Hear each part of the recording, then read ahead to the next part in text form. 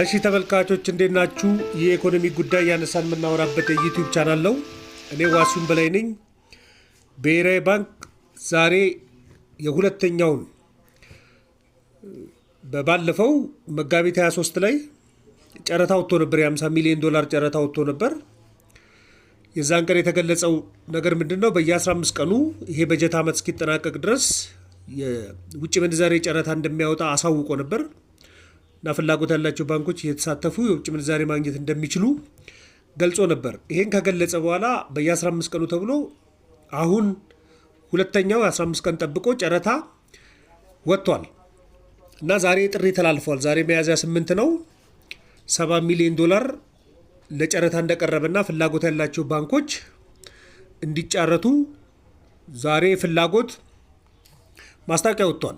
ስለዚህ ነገ ሚያዝያ 9 የ70 ሚሊዮን ዶላር ጨረታ አለ ማለት ነው። እንግዲህ በየሁለት ሳምንቱ እስከ በጀት ዓመቱ መጨረሻ ሰጣለሁ ብሏል። የባለፈው የነበረው መጋቢት 23 ነው ወይም ደግሞ አፕሪል 1 ላይ ነበር። 50 ሚሊዮን ዶላር አቅርቦ አማካይ ዋጋው 131.7 ብር ሆኖ ነበር አንድ የአሜሪካ ዶላር። ከዛ በፊት ደግሞ የነበረው የካቲት 18 ነው። 60 ሚሊዮን ዶላር አቅርቦ ነበር። የ135 ብር ዋጋ ነበረው አንድ አማካይ የአሜሪካ ዶላር። ከዛ በፊት ደግሞ የነበረው ነሐሴ 1 ነበር 2016 ላይ። የዛን ጊዜ 107 ብር ነበረ ዋጋው የነበረው። እንግዲህ ከነሐሴ በኋላ የካቲት ላይ ኦልሞስት 8 ወር ከቆየ በኋላ ጨረታ ሲወጣ ከ170 ብር ወደ 135 ብር አድጎ ነበር። ነገር ግን ከየካቲት 18 በኋላ መጋቢት 23 ላይ ኦልሞስት በአንድ ወር ገደማ ባለው ውስጥ ጨረታው ሲወጣ የጨረታው አማካይ ዋጋ በ4 ብር ቀንሶ ነው የወጣው። 135 ብር የነበረው 131.7 ብር ነው የሆነው። ስለዚህ መቀነስ ነው ያሳየው። አሁን ደግሞ 70 ሚሊዮን ብር ከ15 ቀን በኋላ 70 ሚሊዮን ዶላር ከ15 ቀን በኋላ አውጥቷል ነገ። ስለዚህ የሚጠበቀው ይቀንሳል ተብሎ ከ131 ባይቀንስ እንኳን ከ131 ይበልጣል ብዬ አልገምትም። ምክንያቱም ከባለፈው ከመጋቢት 23 ጨረታ በኋላ ጠቅላላ ገበያው ለ15 ቀን የቆየበትን ከተመለከትክን በአማካይ ከአንድ ብር አይነት ልዩነት የለውም። ባንኮቹ የነበረባቸው አካባቢ ነው ያሉት። 126ም አለ፣ 127ም አለ፣ 128ም አለ። እዛ አካባቢ ላይ አንድ የአሜሪካ ዶላር ዋጋው እሱ ነው።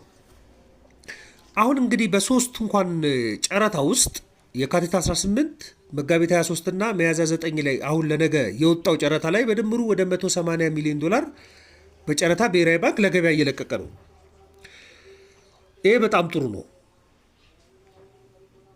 ነው ደግሞ በሚቀጥሉት እስከ በጀት ዓመቱ እስከ ምን ማለት ነው እስከ ሰኔ 30 ድረስ ለሌሎች ሳምንታቶች ጨረታ የሚወጣ ከሆነ ጥሩ እንደሆነ ይሰማኛል። እንግዲህ ከጨረታውም በኋላ እና በየ15 ቀኑ ጨረታ እንደሚያወጣ ከገለጸ በኋላ ባንኮች ላይ ለውጦች እየተመለከትን ነው። አንደኛ የግል ባንኮች በ3 ወር ውስጥ የሰጡትን የውጭ ምንዛሬ መጠን መግለጽ ጀምረዋል። ከዚህ በፊት አያወጡም ነበር እሱ። ለምሳሌ አዋሽ ባንክ በ3 ወራቶች ውስጥ 498 ሚሊዮን ዶላር ለደንበኞች መስጠቱን አቅርቧል። ኢትዮጵያ ንግድ ባንክ 122 ሚሊዮን በ3 ወራቶች ውስጥ ለደንበኞች መስጠቱን አቅርቧል። አቢሲኒያ ባንክ ወደ 189 ለደንበኞች የሚሆን የውጭ ምንዛሬ ማቅረባቸውን ጠቅሰዋል። ይሄ ጥሩ ነው። ሌሎችም ባንኮች እንደዛው ጠቅሰዋል። በ3 ወር ውስጥ ምን ያህል እየለቀቁ ነው። ይሄ በመረጃ ደረጃ ገበያ ማረጋጋት የሚችል ነው።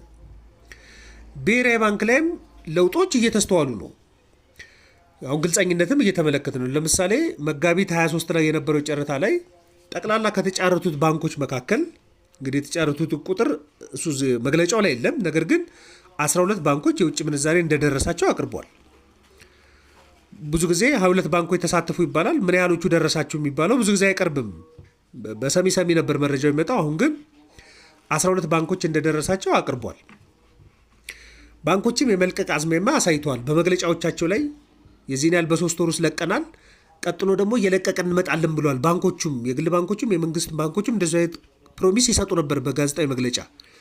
አንድ መተማመኛ ያደረጉት ምንድነው የውጭ ምንዛሬ ግኝት እያደገ መምጣቱን ሲደመር ደግሞ ብሔራዊ ባንክ በጨረታ በየ15 ቀኑ እንደሚለቅ ደግሞ ትንሽ የሚባል መጠን አይደለም። 50 ነበር። አሁን ደግሞ ከባለፈው ጨረታ ከ15 ቀን በፊት የ20 ሚሊዮን ዶላር ጭማሪ ነው ጨረታ እያወጣ ያለው። ስለዚህ ገበያ የማረጋጋት ኢምፓክት አለው፣ ቢያንስ እንዳይጨምር የማድረግ አዝማሚያ አሳይቷል። ስለዚህ ባንኮችም እንደዚሁ የሚተባበሩ ከሆነ ብሔራዊ ባንክም ያለውን የውጭ ምንዛሬ ፌር በሆነ መልኩ ዲስትሪቢዩት ማድረግ የሚችል ከሆነ ገበያው ላይ የሚያድግበት ፍጥነት እንደሚቀንስ ይሰማኛል። አሁን ነገ የሚኖረው ጨረታ ላይ ከ131 ከባለፈው ጨረታ ላይ የሚጨምር ነው ብዬ መገመት አልችልም። ምናልባት 131 ላይ የሚቆይ ምናልባት ደግሞ 130 የመሆን እድልም እንዳለው ይሰማኛል። ምክንያቱም መፍጠን አይፈልጉም፣ እጃቸው ውስጥ ያለውን መልቀቅ ይፈልጋሉ። ተጨማሪ ደግሞ በጨረታ ይመጣል የሚለውም እሳቤ እድል ስለሚሰጣቸውና ከብሔራዊ ባንክ የመተማመን ላይ ስለደረሱ እኔ ገበያውን ለማረጋጋት እድል እንደሆነ ይሰማኛል። ምክንያቱም የመጋቢት ጨረታ ባለፉት 15 ቀናቶች ከፍተኛ የሆነ የበዓል ወቅት እንኳን ሆኖ ከፍተኛ የሆነ የምንዛሬ እንግዲህ የበዓል ወቅት መሆኑ ምንዛሬ እንዳያድግ የራሱ ኢምፓክት አለው። ብዙ ስለሚላክና ብዙ አቅርቦት ስላለ ላያድግ ይችላል። ምናልባት የሚቀጥለው ሳምንት በደንብ ሊታይ ይችላል። ግን ከፍተኛ ጭማሪ እንዳልነበረ የዶላር ጨረታ መውጣቱን በዛው መረጃ ልነግራችሁ ነው። ማንኛውም ሀሳብ አስተያየት ካለ ዘኢትዮጵያ ኢኮኖሚስት ቪው ላይ ልትልኩልኝ ይችላላችሁ። ለነበረን ቆይታ በሙሉ ከልብ አመሰግናለሁ። መልካም ቀን።